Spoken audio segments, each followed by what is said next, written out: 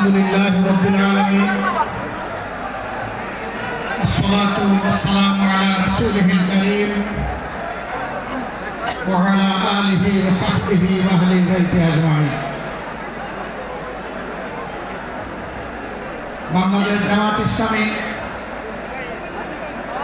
ঢাকা মহানগরী দক্ষিণ এবং উত্তর কর্তৃক আয়োজিত বাংলাদেশ জামাত ইসলামী তৎকালীন ভারপ্রাপ্ত সেক্রেটারি জেনারেল, বাংলাদেশের সবচেয়ে বড় মুসলিম জননেতা জনাব এটিএম আজহারুল ইসলামের মুক্তির দাবিতে আয়োজিত এই জনসমুদ্রের সম্মানিত সভাপতি, মঞ্চে বসা নেতৃবৃন্দ, আমার সামনে উপস্থিত ঢাকাবাসী, নেট দুনিয়ার সুবাদে সংযুক্ত প্রিয় দেশবাসী, আমি মহান আল্লাহ রাব্বুল আলামিনের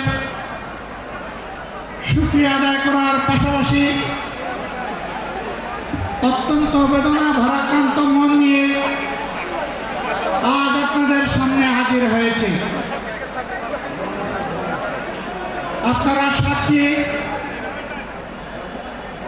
2009 সাল থেকে শুরু করে 2024 সালের 5ই আগস্ট পর্যন্ত বাংলাদেশ আওয়ামী ফ্যাসিবাদের কবলে ছিল।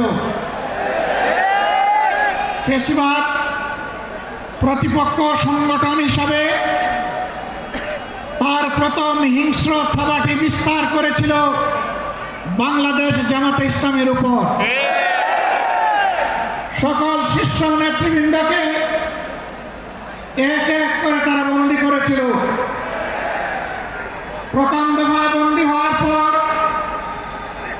প্রিয় সংগঠন এটিএম আজহারুল ইসলামের উপর সেই সময়ের গুরু